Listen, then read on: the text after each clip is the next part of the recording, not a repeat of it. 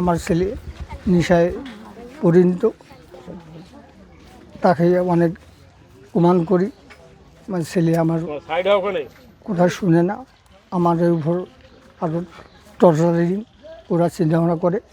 এই ভয়ের কারণে আমরা তাকে জেল দিতে বাধ্যতা থাকলাম। ওকে একটা অটো কিনে দেওয়া হলো। অটো কিনে দেওয়ার পরে নিজের অর্থায়নে তার বাপ দিয়ে দিল অর্ধেক টাকা দিয়ে অটোটা আনি, আর অর্ধেক টাকা কামাই করে কিস্তি দিবে। ও মাস শেষে কিস্তির টাকা জুয়া বা নেশা করে শেষ করে ওর বাপও এসে মারধর করে।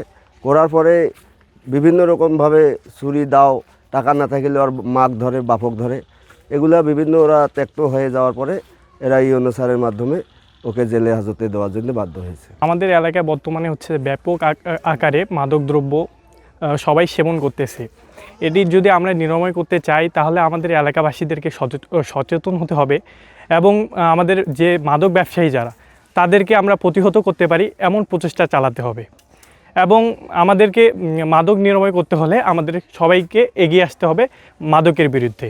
আজ চিকনমাটি দোলাপাড়ায় একজন মাদক সেবীকে পুলিশ আটক করে। তো আমরা সংবাদ পেয়ে আসি এবং তাকে গাঁজা সেবনরত অবস্থায় তাকে আমি দেখতে পাই।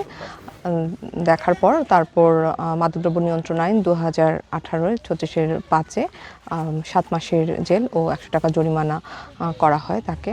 তো আমি এখানে যারা আছে এলাকার মানুষকে এবং যারা অভিভাবক আছেন তাদেরকে বলবো যে আপনাদের ছেলেরা, আপনাদের সন্তানেরা কোথায় যাচ্ছে এবং কি করছে সেদিকে আপনারা খেয়াল রাখবেন।